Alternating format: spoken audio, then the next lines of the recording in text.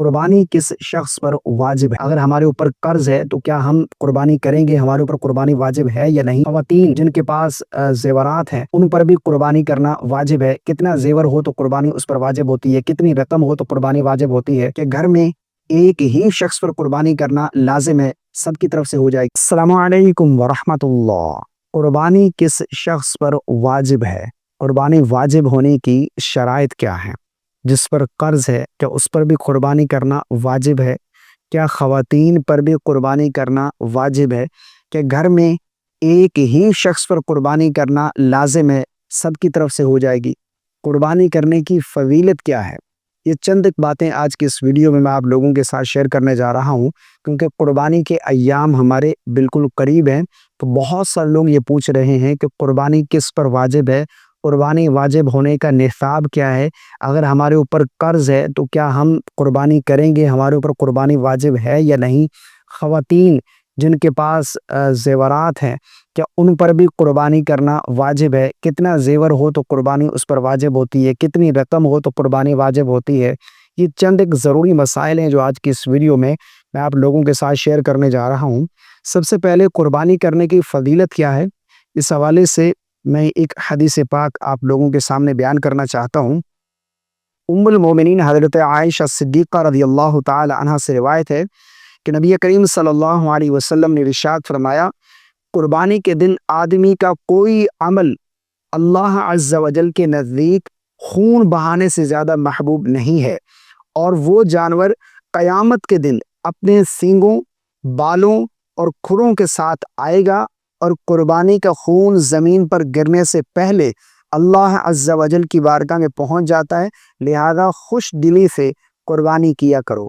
यानी कुर्बानी का ये जो जानवर है ये क़यामत के दिन हमारी सवारी होगा। अब कुर्बानी किस शख्स पर वाजिब है, कुर्बानी वाजिब होने की शराइत क्या है, इस हवाले से समझिएगा कि कुर्बानी हर उस बालिग मर्द औरत पर वाजिब है जो मुकीम हो और मालिक निसाब हो। जो मालिक निसाब नहीं उस पर कुर्बानी करना वाजिब नहीं। अब मालिक निसाब कौन है, यानी कुर्बानी के मामले में निसाब क्या है? तो इस हवाले से समझिएगा कि कुर्बानी के मामले में निसाब ये है कि 7.5 तोले सोना, या फिर 52 तोले चांदी, या फिर 52 तोले चांदी की जो कीमत है, इतना उसके पास माल मौजूद हो, रकम है या फिर कोई माल है, माल तिजारत हो गया, या फिर इसी तरह हाजत असलिया से जायद जो माल है वो 52 तोले चांदी की कीमत के बराबर हो जाए, तो ऐसा शख्स मालिक निसाब है, उसके ऊपर कुर्बानी करना वाजिब है। अब हाजत असलिया क्या चीज़ें हैं, यानी जो रहन सहन का घर का खानादारी का सामान होता है, मकान हो गया, खानादारी का सामान हो गया, इसी तरह कुछ पढ़ने की किताबें हैं, या फिर इसी तरह सवारी वगैरह है, ये तमाम चीज़ें हाजत असलिया में शुमार है। इसके अलावा जो चीज़ें हैं वो हाजत असलिया में शुमार नहीं है, वो आप निसाब में काउंट करेंगे। अगर आपका निसाब 52 तोले चांदी के बराबर पहुंच जाता है तो आपके ऊपर कुर्बानी करना वाजिब है। यानी एक शख्स के पास जो है वो ना 7.5 तोले सोना है, ना 52 तोले चांदी है, इतनी रकम है, इतना कैश उसके पास मौजूद है जो 52 तोले चांदी की कीमत है, तो उसके ऊपर कुर्बानी करना वाजिब है। अगर कैश भी नहीं है, कोई ऐसी चीज़ हाजत असलिया से ज़ायद जो है जिसकी मालियत 52 तोले चांदी की कीमत को पहुंच जाए, तो ऐसा शख्स भी मालिक निसाब है, उसके ऊपर कुर्बानी करना वाजिब है। अच्छा, कुर्बानी के और ज़कात के निसाब में फ़र्क ये है कि कुर्बानी और ज़कात के निसाब में 2 तरह के फ़र्क है। नंबर 1 पर ज़कात के निसाब में सिर्फ माल नामी और माल तिजारत, सिक्का राजुल वक्त का एतबार किया जाता है, जबकि कुर्बानी के निसाब में हाजत असलिया के अलावा हर चीज़ दाखिल होती है, ठीक है ना। और ज़कात का और कुर्बानी का जो निसाब है, इसमें दूसरा फ़र्क ये भी है कि ज़कात के निसाब पर साल गुजरना ये शर्त है, कुर्बानी के निसाब में साल गुजरना शर्त नहीं है, ठीक है ना। अगर कुर्बानी के अय्याम में कोई शख्स मालिक निसाब हुआ तो उस पर कुर्बानी करना वाजिब हो जाएगी।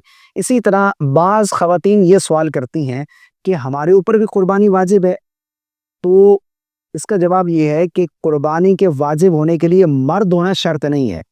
अगर कोई औरत है उसमें ये शराइत पाई जाती हैं کہ وہ مالک بالغ بھی ہے، مقیم بھی ہے، مالک نصاب بھی ہے، تو اس کے اوپر بھی قربانی کرنا واجب ہے۔ یعنی اگر کسی خاتون کے پاس 7.5 تولے سونا ہے تو اس کے اوپر قربانی واجب ہے، یا پھر اسی طرح کسی خاتون کے پاس 7.5 تولے سونا نہیں ہے، 1 یا 2 تولہ یا 3 تولہ سونا ہے، کچھ چاندی ہے، یا پھر چاندی بھی نہیں ہے، تھوڑا سونا ہے اور تھوڑی اس کے پاس نقدی رقم ہے، کیش موجود ہے۔ اگر کیش بھی نہیں ہے، کوئی اور چیز ہے، حاجت اصلیہ سے زائد جو ہے، وہ اگر ان تمام چیزوں کو ملا لیا جائے، اگر وہ 52.5 تولے چاندی کی جو آج کی قیمت ہے، اب معلوم کر لیں مارکیٹ میں کتنی بنتی ہے، اگر وہ 52.5 تولے چاندی کی قیمت کو پہنچ جائے تو اس عورت پر بھی قربانی کرنا واجب ہے، وہ مالک نصاب ہے، اس کے اوپر قربانی کرنا واجب ہے۔ اچھا، ایک سوال اور بھی پوچھا جاتا ہے کہ جو قربانی ہم کرتے ہیں، کہ گھر میں ایک ہی فرد سے قربانی کرنے سے تمام کا واجب ادا ہو جائے گا؟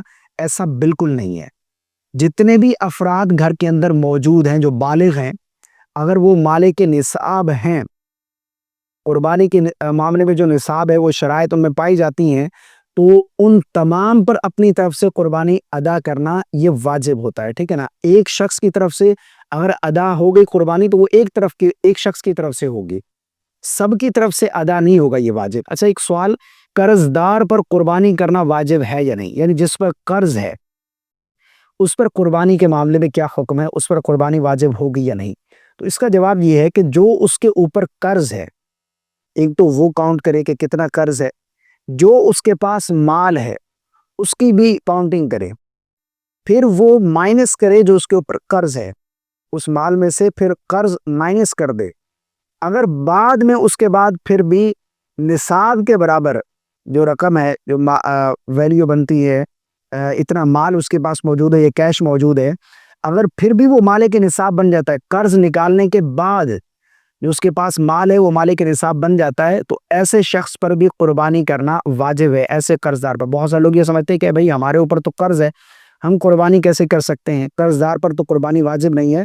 قرض دار پر قربانی اس صورت میں واجب نہیں ہے کہ جس کے اوپر اتنا قرض ہو کہ اگر وہ قرض اس مال میں سے نکال دیتا ہے، مائنس کرتا ہے، تو پھر وہ جو مال اس کے پاس ہے وہ اتنا نہیں بچتا کہ جو نصاب کو پہنچ جائے، تو ایسے شخص پر قربانی کرنا واجب نہیں ہے۔ لیکن جو قرض دار ایسے ہیں، مثال کے طور پر قربانی کا نصاب بن رہا ہے 1,00,000 روپے، فرض کریں 1,00,000 روپے قربانی کا نصاب ہے، اور اس کے اوپر قرض، اس کے پاس جو مال ہے وہ 3,00,000 کا ہے، اور 1,00,000 اس کے اوپر قرض ہے، تو پھر اس کے بعد قرض ہے مائنس کریں گے 2,00,000 اس کے پاس، یعنی نصاب سے زیادہ اس کے پاس مال موجود ہے، تو ایسے شخص پر قربانی واجب ہے۔ تو یہ میں نے ایک ایگزامپل دیا ہے، اس کو آپ مزید اپنی طرف سے بہتر کر کے سمجھ سکتے ہیں، یعنی قرض مائنس کر لیں، اس کے بعد بھی اگر نصاب آپ کے پاس بچتا ہے تو آپ کے اوپر قربانی کرنا یہ واجب ہے۔